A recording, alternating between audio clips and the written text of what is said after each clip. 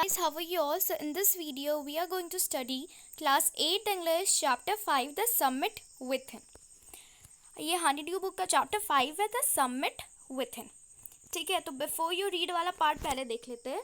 So major HPS Ahluwalia was a member of the first successful Indian expedition to Mount Everest in 1965. तो इस story में हम पढ़ेंगे HPS Ahluwalia के बारे में.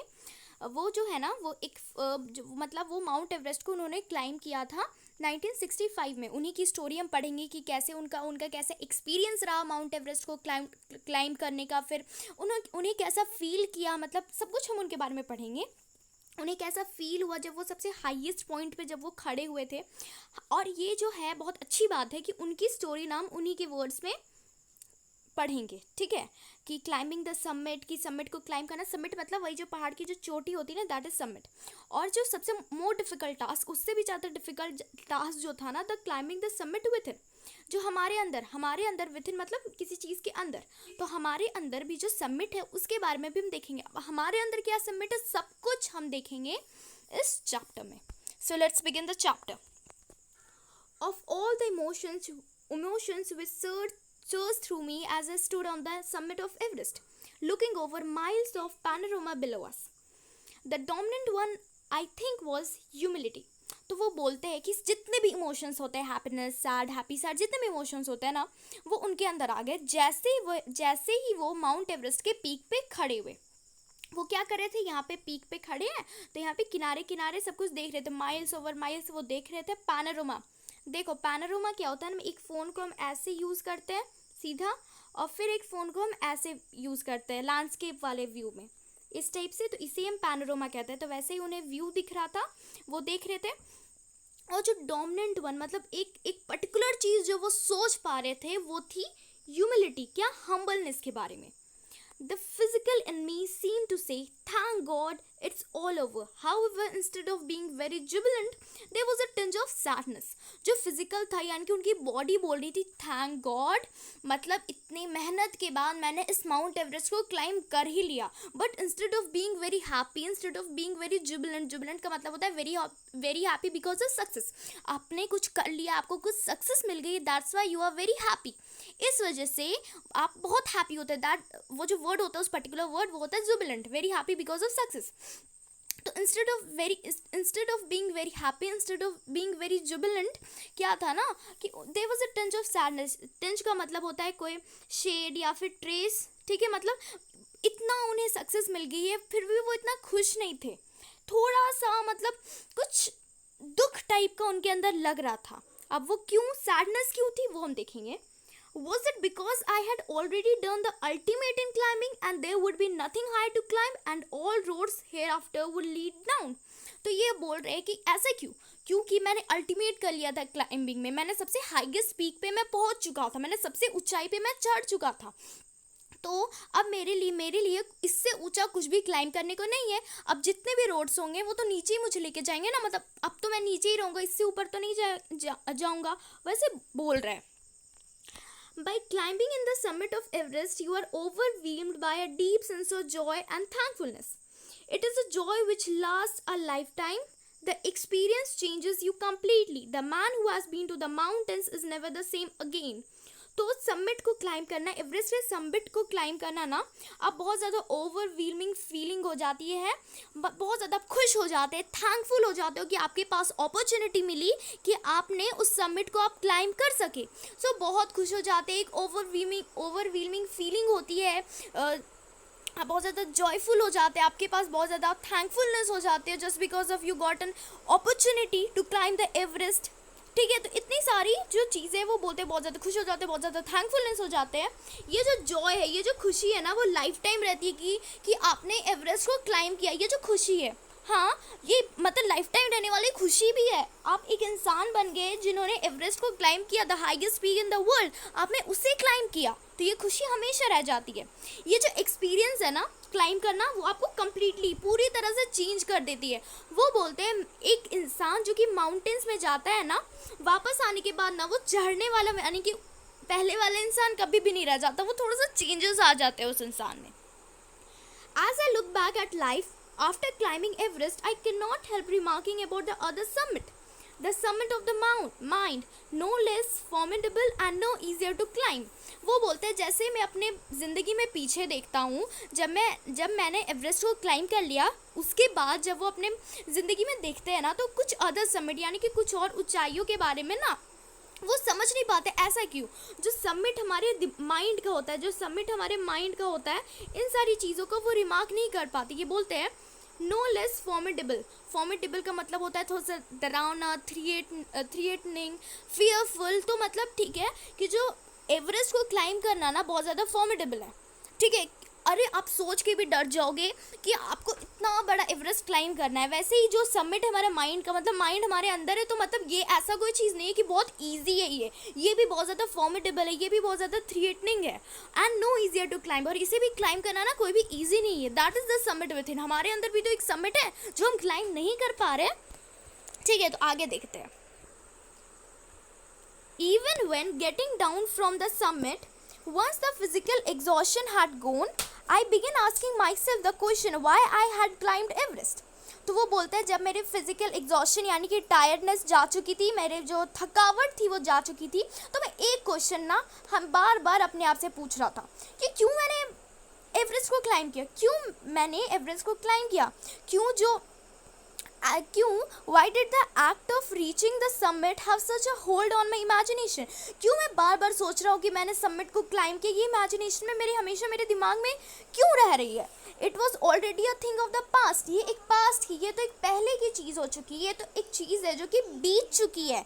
समथिंग डन yesterday, कुछ मैंने जो कल किया था, कुछ जो मैंने पहले किया था।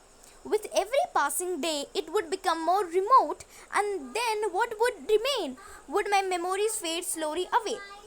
जैसे जैसे दिन बीतते जाएगा क्या होगा, ये जो है वो, और मतलब ये एक दिन, 2 दिन, 1 साल, फिर बहुत सारे साल बीत जाएंगे, तो इसकी मेमोरीज भी हमारे दिमाग से जाते जाएगी, उनके दिमाग से, ठीक है, उनके दिमाग से वो मेमोरीज भी जाती जाएगी।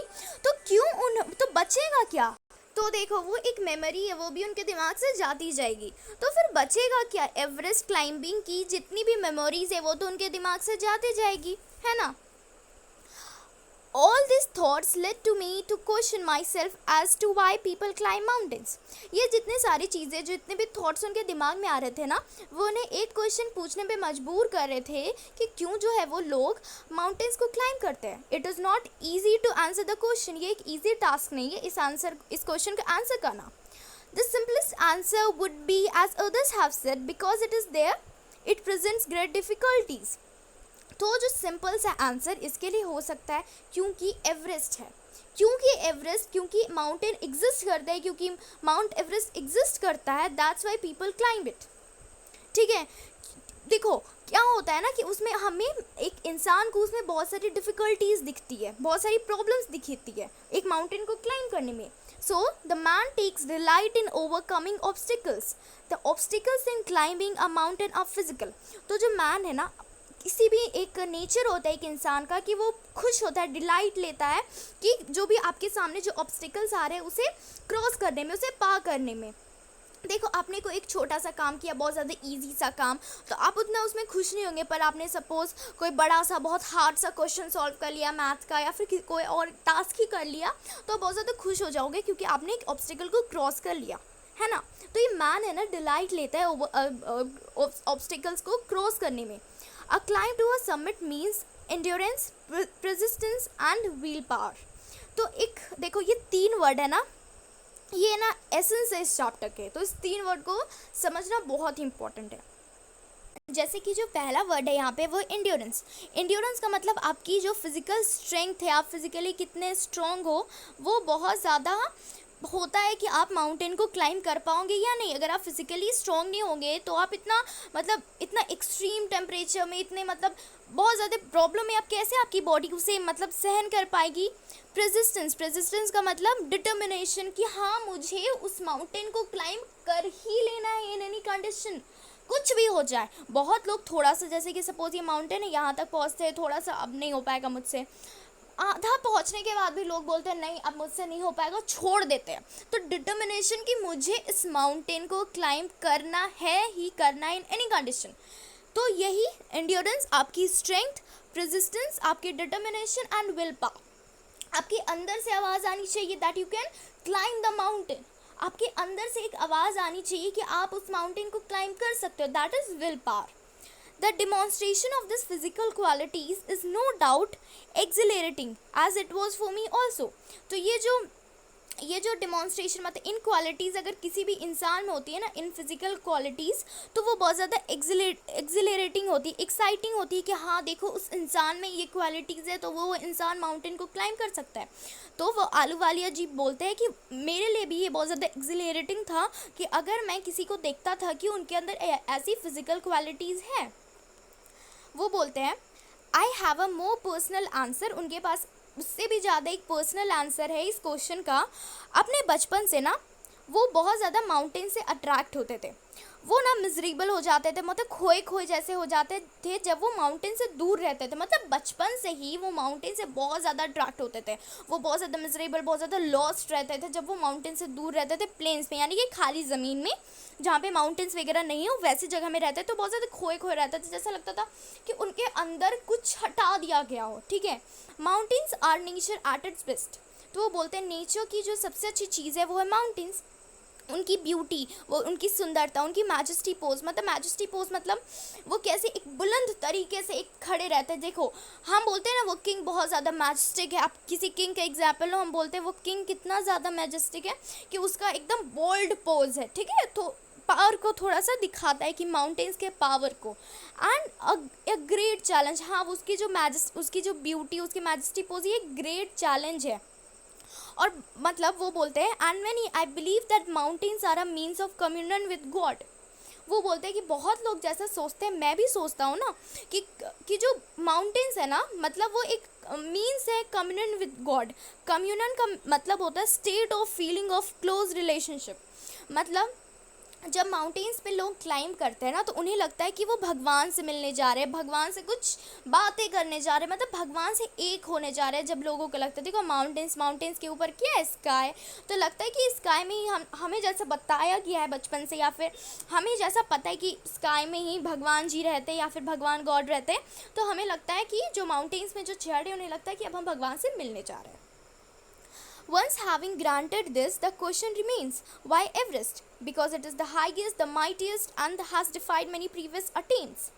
तो एक और क्वेश्चन है कि क्यों एवरेस्ट को मैंने क्लाइम किया। माउंटेन मुझे पसंद है, मैं किसी भी माउंटेन्स को क्लाइम कर सकता था, वर्ल्ड में कितने सारे माउंटेन्स हैं। तो वो बोलते हैं बिकॉज क्योंकि वो हाईएस्ट है, सबसे बड़ा है, द माइटीएस्ट है वो, और उसने बहुत ज़्यादा डिफाई करना मतलब फ्रस्ट्रेट किया है, रेसिस्ट किया है। मतलब बहुत सारे लोगों ने चढ़ने की तो कोशिश की है ना एवरेस्ट को, पर बहुत सारे लोग नहीं चढ़ पाए, तो उन्होंने फ्रस्ट्रेट किया है बहुत सारे लोगों को कि ये बहुत ही डिफ़िकल्ट टास्क है एवरेस्ट को क्लाइम करना। It takes the last ounce of one's energy. It is a brutal struggle with rock and ice. वो बोलते हैं कि मतलब कि आपकी एनर्जी के जो एकदम लास्ट पॉइंट होता है ना वो भी ले जाता है। मतलब आपको एकदम हद तक एकदम 101%, 101% भी नहीं, 150% कोशिश करनी पड़ती है आपको माउंटेन के एवरेस्ट के पीक पे चढ़ने के लिए। ठीक है, तो वो बोलते हैं ये बहुत ज़्यादा स्ट्रगल होता है रॉक के साथ और आइस के साथ, क्योंकि देखो पूरा जो माउंटेन है वो रॉक से बना हुआ है और जो रॉक के ऊपर है एक लेयर है आइस की, तो वही एक स्ट्रगल इतनी ठंड में, और फिर वो फिर रॉक में जो पूरा मतलब ऊबड़ खाबड़ जैसा रहता है उसमें आपको चढ़ना, so it is a very difficult task. ठीक है, तो अब आगे देखते हैं। Once taken up, it cannot be given up halfway even when one's life is at stake. The passage back is as difficult as the passage onwards. तो वो बोलते हैं जैसे आपने चढ़ने को सोच लिया तो अब आधे रास्ते पे ना आप छोड़ नहीं सकते उसे, क्योंकि जब आपकी लाइफ भी बहुत ज़्यादा प्रॉब्लम है, सपोज आप उतनी ऊंची जाके आपको अच्छे से ऑक्सीजन नहीं मिल रहा, आप सांस नहीं ले पा रहे हो, तब भी आप नहीं नीचे उतर सकते, क्योंकि जो पैसेज है वापस आने का ना वो उतना ही डिफ़िकल्ट है जितना चढ़ने का, क्योंकि जो रोड है वो सेम, ऐसा तो नहीं आप चढ़ जाओगे, अगर आप वापस आना चाहोगे तो आपके लिए कोई हेलीकॉप्टर आ जाएगा, ऐसा तो है नहीं। And when the summit is climbed, there is the exhilaration, the joy of having done something, the sense of a battle fought and won. There is a feeling of victory and of happiness. फिर वो बोलते हैं कि जब भी summit climb हो जाता है तो एक बहुत ज़्यादा एक्साइटिंग मोमेंट होता है कि हमने समिट को क्लाइंब कर लिया। ये जो जॉय होती है, खुशी होती है कि आपने कुछ कर दिखाया। ये ऐसा एक सेंस रहता है कि आपने किसी बैटल, किसी लड़ाई को लड़ा और आपने उसे जीत लिया। एक फीलिंग होती है विक्ट्री की, जीत की और खुशी की। Glimpsing a peek in the distance I get transported to another world. वो बोलते हैं जब मैं थोड़ी सी ग्लिम्सिंग का मतलब होता है झलक लेना, तो जब वो थोड़ी दूर से उस पीक को देखते थे ना, एवरेस्ट की पीक को, इस चोटी को देखते थे, सपोज यहाँ से वो यहाँ पे कहीं पे खड़े और इस चोटी को दूर से देखते थे, तो उन्हें लगता था ना कि वो इस दुनिया को छोड़ के किसी और दुनिया में जा चुके हैं।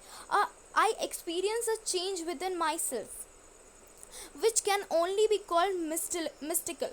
वो बोलते हैं कि मैंने खुद में एक चेंज ऑब्जर्व किया है जिसे मैं सिर्फ मिस्टिकल कह सकता हूँ, स्पिरिचुअल। ठीक है, मिस्टिकल मतलब स्पिरिचुअल कह सकता हूँ। Bye its beauty, aloofness, might, rigidness, and the difficulties encountered on the way, the peak draws me to it. As Everest did, it is a challenge that is difficult to resist.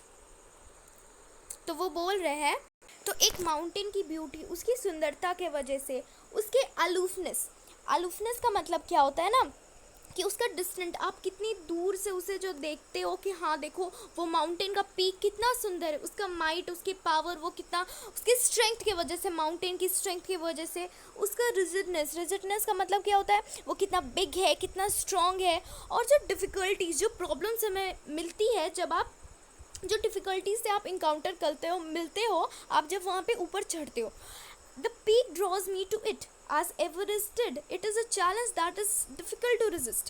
तो सारे peak जो है ना, मतलब सिर्फ Everest नहीं, सारे peak जो है ना वो मुझे ऐसे ही लगते हैं। वो बोल रहे हैं अहलुवालिया जी कि जितने भी पीक है मेरे, जितने भी चोटियाँ हैं ना, वो मुझे ऐसे ही लगती है जैसे कि एवरेस्ट ने किया तो मैंने उसमें चढ़ लिया। ये एक चैलेंज है ना, ये एक चैलेंज जिसे आप रेजिस्ट भी नहीं कर सकते, नहीं आप छोड़ भी नहीं सकते कि नहीं मैं इसे नहीं करूँगा। आप ऐसा कर भी नहीं सकते, आप इसे रेजिस्ट नहीं कर सकते। Looking back, I find that I have not yet fully explained why I climbed Everest. तो जब वो पीछे देखते हैं ना तो उन्हें समझ में आता है कि वो कभी भी पूरा नहीं समझ पाते कि क्यों उन्होंने एवरेस्ट को क्लाइंब किया। ये जो क्वेश्चन है ना कि why did he climb Everest, इसका कोई एक पर्टिकुलर आंसर उनके पास भी नहीं है। It is like answering a question why you breathe. ये उसी तरह है, अगर आपसे कोई क्वेश्चन पूछे वाई यू ब्रीथ, कुछ बोलेंगे ज़िंदा रहने के लिए, कुछ के लिए, तो हर इंसान के आंसर वैरी करेंगे। वैसे ही कि इनके पास कोई आंसर, पर्टिकुलर आंसर नहीं है कि वाई आई क्लाइम्ड एवरेस्ट, कि इन्होंने क्यों मैंने एवरेस्ट को क्लाइम किया। अहलुवालिया जी बोल रहे हैं why do you help your neighbour, आप अपने पड़ोसी की मदद क्यों करते हैं। Why do you want to do good acts, आपको अच्छे काम क्यों करना चाहते हो आप। There is no final answer possible, इसके लिए आपको कोई एक पर्टिकुलर आंसर पॉसिबल नहीं होगा। कोई, आप सारे इंसान के जो आंसर है वो वैरी करेंगे। आप बोलोगे क्योंकि मुझे लोगों की मदद करना अच्छा लगता है, मुझे अच्छे काम करना अच्छा लगता है। ठीक है, बहुत लोग के आंसर यही होंगे। ठीक है, तो आगे देखते हैं। And then there is a fact that Everest is not just a physical climb. और एक फैक्ट है कि एवरेस्ट को सिर्फ आपको फिजिकल क्लाइंब नहीं होता, आपको सिर्फ फिजिकल स्ट्रेंथ की ज़रूरत नहीं होती है एवरेस्ट को क्लाइंब करने के लिए, मतलब सिर्फ एंड्योरेंस का ज़रूरत नहीं होता आपको फिजिकल एवरेस्ट को क्लाइंब करने के लिए। The man who has been to the mountain top becomes conscious in a special manner of his own smallness in this large universe. एक इंसान जो कि माउंटेन टॉप पे पहुंचता है ना, वो बहुत ज़्यादा कंसर्स हो जाता है स्पेशल मैनर में। किस मैनर में कि वो समझता है कि ये इतने बड़े से यूनिवर्स में वो एक मतलब अपना स्मॉलनेस समझ जाता है, एक पॉइंट है वो इतने बड़े से यूनिवर्स में, वो कितना टाइनी है इतने बड़े से यूनिवर्स में। जो लोग सोचते हैं मैं ही प्रिंस हूँ, मतलब मैं सब कुछ हूँ, उनके लिए वो बहुत ज़्यादा, जो सोचते हैं मैं बहुत ज़्यादा सुपीरियर हूँ, उनके लिए मतलब ये वो जो भी माउंटेन को क्लाइंब करते हैं ना, वो इंसान पूरी तरह से चेंज हो जाते हैं एक स्पेशल मैनर में। अपने स्मॉलनेस को, अपने टाइनीनेस को वो समझ जाते हैं इन दिस लार्ज यूनिवर्स। ठीक है, अब हाँ, ये एक पैरा और देख लेते हैं हम, फिर जो पार्ट 2 की वीडियो है ना वो मतलब फिर और बाकी का जो बचेगा वो हम नेक्स्ट वीडियो में करेंगे। तो इट इज़ स्पिरिचुअल तक हम देख लेते हैं। The physical conquest of A mountain is only one part of the achievement. जो फिजिकल कॉन्क्वेस्ट होती है, ठीक है, मतलब कि आपको फिजिकली आप कितना टायर्ड हो जाते हैं ना, ये सिर्फ एक ही पार्ट होता है अचीवमेंट का, मतलब यही पूरी चीज़ नहीं होती, ये सिर्फ एक पार्ट होता है आपके अचीवमेंट का।